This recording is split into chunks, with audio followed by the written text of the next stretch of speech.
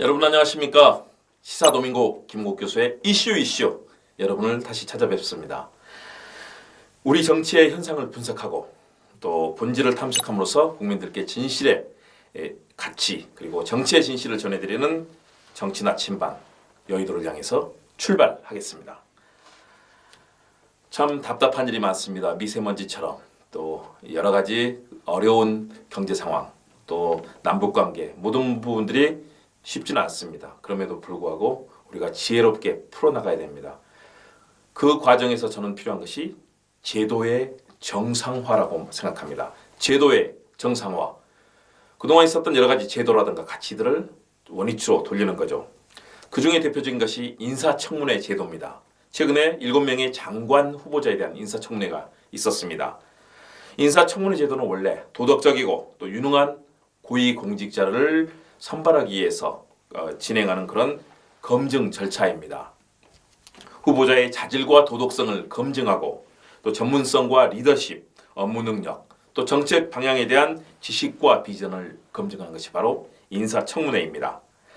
대통령이 행정부의 고위공직자를 임명할 때 국회 검증 절차를 거치게 함으로써 대통령의 인사권을 견제하는 제도적 장치다. 그런 측면에서 권력 분립을 지향하는 우리 민주주의 정치의 꽃이라고 할 수 있습니다.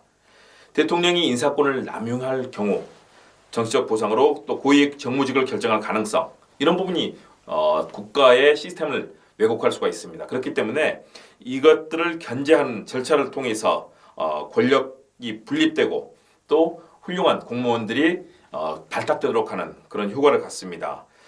후보자가 적합한 직무 능력을 가지고 있는가 또 도덕성을 가지고 있는가 또 리더십을 가지고 있고 직원들과 소통하면서 큰 부처 왜냐하면 장관이 된다면 몇만 명의 공무원들을 함께 이끌고 일을 해야 되는 그런 직책이 되기 때문에 또 예산도 수십 조의 예산을 다뤄야 됩니다. 어떤 때는 수백 조가 될 수도 있죠. 그렇기 때문에 이런 인사 검증 절차는 굉장히 중요합니다. 이런 업무에 걸맞는 적격자를 임명하는 데 있어서 제도에 의의가 있다. 그리고 그동안 좋은 효과도 있었습니다. 그러나 최근의 인사청문회는 차츰차츰 변질이 되고 있습니다. 정책 검증 그리고 제대로 된 도덕성을 검증하기보다는 정쟁이나 인신공격이 펼쳐지면서 도리어 인사청문회가 왜곡되는 그런 상황이 자주 벌어지고 있습니다. 최근에 특히 여야 간의 갈등이 극심해지면서 후보자에 대해서 주로 정치인들이 호통치기, 면박주기, 또 신상털기 망신주기 이런 일로 청문회장을 이용하고 있습니다. 고압적입니다. 또 어떤 때는 그 부처에 대해서 의원들이 로비까지 합니다.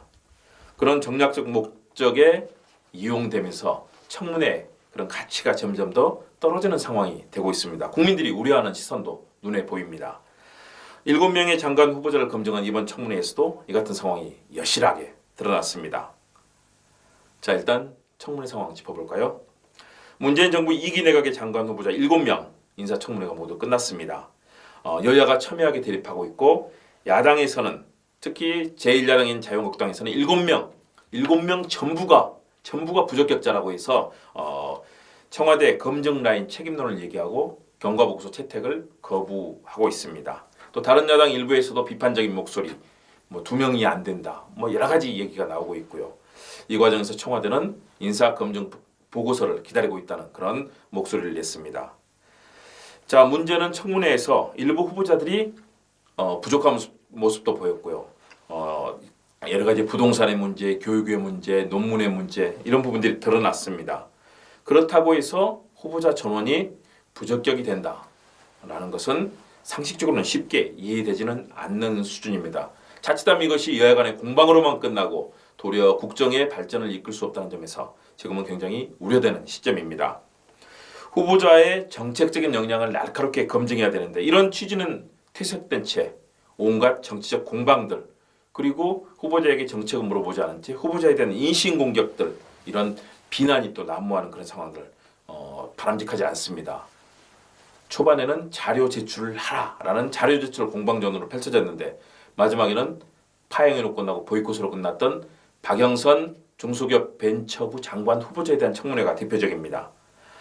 김현철 통일부 장관 후보자의 청문회에서도 이런 여러 가지 질의 내용보다는 후보자를 비난하는 목소리가 높았습니다. 대표적인 것이 정진석 의원이 후보자의 정신 상태가 노멀하지 않다고 본다라고 그런 얘기를 했습니다. 노멀하지 않다, 비정상이라는 얘기죠. 어떻게 청문회장에 비정상적인 사람까지 올 수 있겠습니까? 그런 식으로 후보자를 폄훼하는 일, 이것은 상당히 바람직하지 않는 청문회의 모습입니다. 그와 더불어서 저급한 막말, 특히 여성에 대해서 보여준 그런 여러 가지 태도들은 정말로 국민들을 깜짝 놀라게 했습니다. 이와 관련해서 여성 의원들, 특히 민주당 쪽 여성 의원들이 이에 대해서 비판을 했습니다. 바로 어떤 사안일까요? 윤한홍 자유한국당 의원이 박영선 후보자에 대해서 유방암 진료 기록을 요구하고 개인의 사적인 기록들을 제출할 것을 요구를 했습니다. 이에 대해서 여성 의원들이 성명서를 발표했습니다. 이것은 여성에 대한 모독이자 인권 침해다 라면서 눈을 의심케 하는 정부의 요구다. 이것이 무슨 장관의 자질과 연계가 돼 있는 것인가? 외부로 공개되는 자료에 개인 건강 정보를 요구하는 것은 자질 검증과 무관하다. 또 개인의 프라이버시를 침해하는 일이다.